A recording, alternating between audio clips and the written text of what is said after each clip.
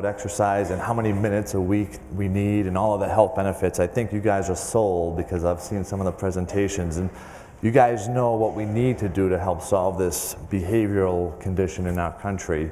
I'm going to talk about how exactly do we reach people and how do we get them to elicit some of these behavior changes that everybody knows will have a positive influence on their health. And so that's what I'm going to be doing here today. And I'd like to thank Dr. Lynch for supporting us in this statewide effort, and hopefully it's a nationwide effort. So today's talk, for me at least, is called Reaching the Human Spirit. And I'll have to say that I don't know everything about this. And let's keep that on the down low, because I think as of 7 o'clock last night, my wife pretty much thought I knew everything about everything, or that's what she told me at least. So. But I'm still trying to find my way in how do we reach each and every individual that's in front of us, because this isn't 100% fail-safe. Okay, so that's the start of this talk today, Reaching the Human Spirit.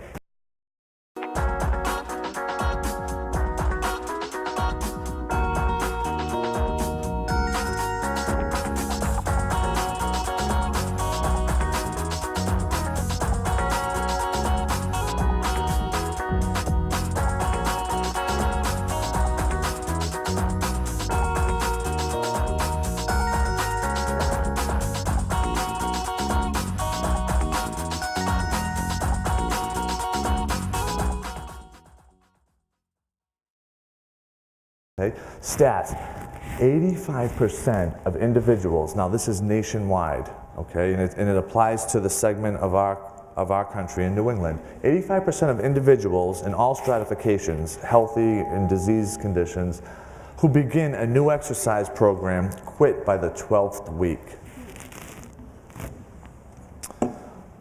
What that means to me is that individuals in my industry, we're failing miserably at getting people active.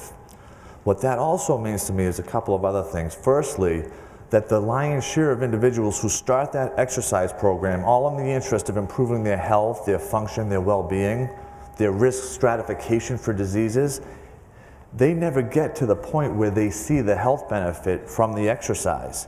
Because that health benefit doesn't really come into your life, or doesn't present itself until about 12, 14, 16, 20 weeks.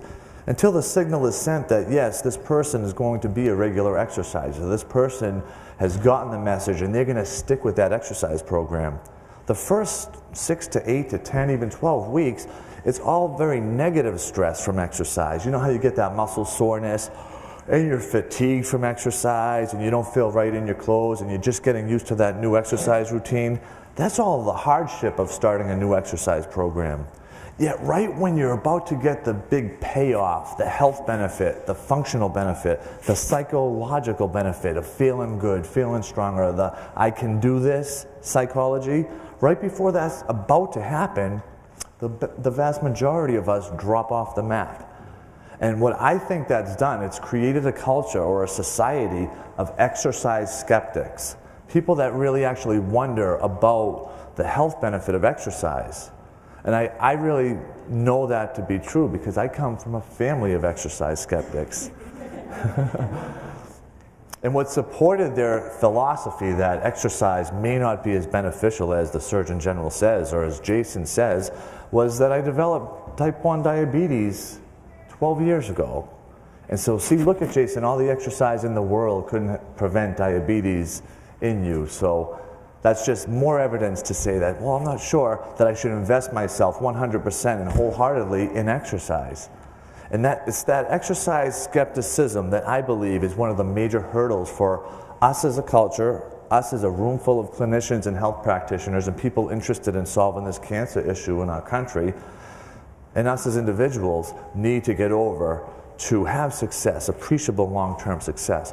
But that's a stunning statistic to me that really has been steadfast in 1990, the year 2000, and in the year 2010.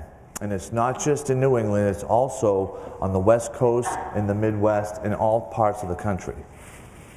Okay, overweightedness, I was thinking about getting into the specifics about exercise and how you can really appreciably reduce the risk stratification, not just for cancer, but heart disease and type 2 diabetes. Those are the big 3 killers of Americans. How you can reduce the risk stratification with 20 minutes versus 30 minutes versus 40 minutes of exercise, or exactly how much does this very confusing, enigmatic industry want us to do? Because I'm busy, I've got a lot of things to do. I mean, just what do I need to do to have this health benefit? I'd like to be a little bit more subjective and more qualitative in my suggestions versus quantitative. Exactly how much do you need? If we can just look at the characteristic of overweightedness in the individual or among individuals, we can really tackle, again, the lion's share of our risk and risk stratification for the incidence of all cancers. And I've been looking at some new research that Nancy's provided for me, specifically 2 to 3-fold higher risk of adenocarcinoma in the esophagus with overweightedness. That means if you could just control your body weight, you'll have 2 to 3-fold less risk of having esophageal cancer. 2 times higher risk of pancreatic cancer by having overweightedness.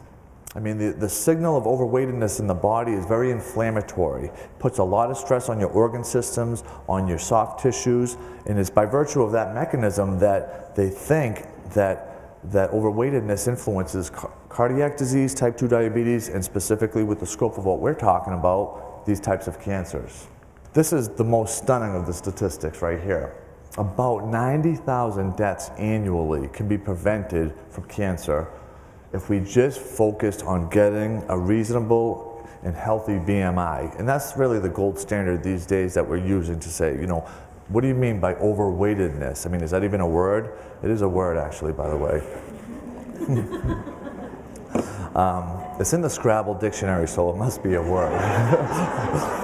Do you ever see some of the words in the Scrabble dictionary? It's like, is that really a word? But, you know, that's stunning to me. That means almost 100,000 people could be here next year if they just controlled their body weight. And there's so many benefits to controlling your body weight other than just preventing cancers. Heart disease, diabetes type 2 has one of the strongest correlations to overweightedness. And how about looking great and feeling great? How about that, right? Unfortunately, in our industry, sometimes people flip-flop that and they put looking great and feeling great first and foremost, and then some of those health benefits are ancillary. The scope of our talk today is health first and foremost, and great if we can have that benefit of looking great and feeling great, okay? But whatever works for you.